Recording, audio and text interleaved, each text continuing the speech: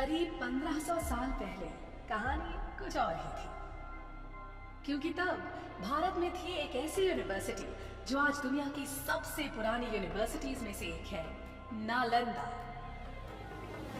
नालंदा शब्द 3 शब्दों से बना है, न प्लस आलम प्लस दा। इसका मतलब है एक ऐसा उपहार जिसकी कोई सीमा ना हो। वाकई जैसा नाम वैसा काम। इस यूनिवर्सिटी में ज्ञान का भंडार था।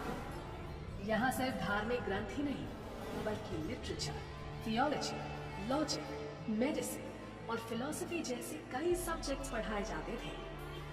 और तो और हर सब्जेक्ट का भरपूर ज्ञान देने के लिए बनाई गई थी 9 मंजिला लाइब्रेरी, जिसमें लाख 2 लाख नहीं 90 लाख से भी ज्यादा बुक्स और मैन्युस्क्रिप्ट्स थी।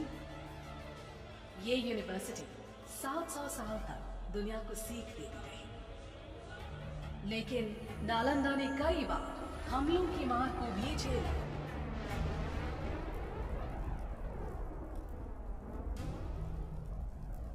आखिरकार 12वीं शताब्दी में एक हमले में बख्तियार खिलजी ने नालंदा को जला दिया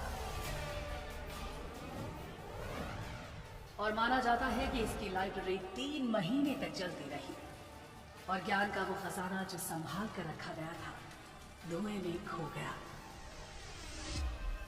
उस वक्त जब नालंदा कई बुलंदियों को छू रही थी, वो एक महाविहार यानी विशाल बौद्ध मठ का हिस्सा थी, जिसके खंडहर आज भी 57 एकड़ में फैले इस साइट में नजर आते हैं।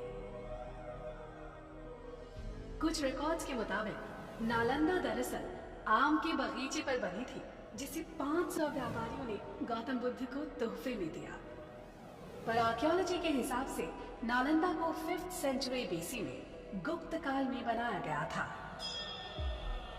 अलग अलग दौर में यहाँ कई महान टीचर्स ने पढ़ाया, जैसे नागार्जुना, बुद्धपालिता, शांत रक्षिता और आर्यदेव। और जानते हैं स्टूडेंट्स कौन थे? चाइनीज ट्रैवलर ह्यूम सांग जैसे कई लोग जो दुनिया भर से यहाँ खींचे चले आते थे।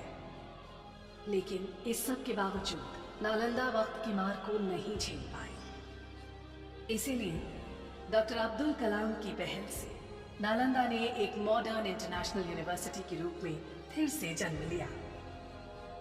नालंदा जैसी यूनिवर्सिटी इस बात का सबूत है कि भारत का ज्ञान सदियों से दुनिया को रोशन कर रहा है। हम उम्मीद करते हैं कि वक्त एक बार फिर करवट लेगा और बेहतरीन एजुकेशन की तलाश करता हर इंसान कहेगा, it happens only in India.